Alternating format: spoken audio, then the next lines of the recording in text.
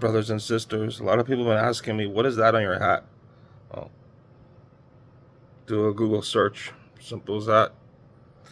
You know, one of the biggest things that happened in Israel today at around 3 p.m. their time, right now it's a little past after 12 a.m., is that they found the high priest.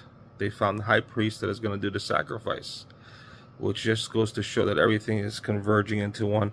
And they're not going to tell the world when this red heifer is going to be sacrificed, because it's too much of a shock to the political geological landscape. Everything that's happening, it's just going to be too much. It's going to be overload. So I don't plan on them. They'll announce it after the fact, but they found the high priest, and let me tell you why it's so important. You think the disqualification factors for a red cow, a red heifer are high? Wait till you hear the disqualification factors for the high priest. Wow. Well, the priest is the only one that is certified to perform the ceremony of the red heifer on that day, right? And I guess one of the major obstacles for the Temple Institute was to find a Kosher Kohen, which means priest, for the Jews. And it's a very stringent tradition in which they have to follow. So to find the Kohanim is not a problem, but to find a Kosher Kohanim for the red heifer ceremony is much, much more difficult. They're particularly concerned about the Kohanim, or the priests, being kosher, meaning that he can't be around any dead bodies. So much more so that, as a rule, they have this high priest that they have selected today, which I'm going to show you a picture of soon.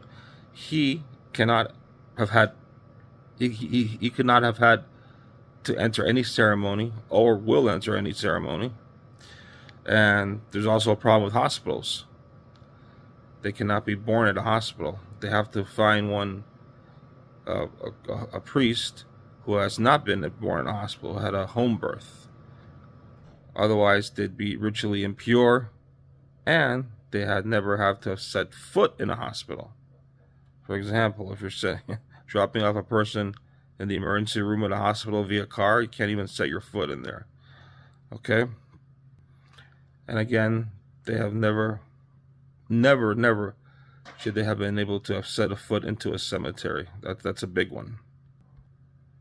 They also needed someone over the age of 15, and the reason because of this is because of physical limitations. Any male less than 15, it's going to be hard for them to, to grasp the big red heifer and to slice its neck in the right place. And it takes a lot of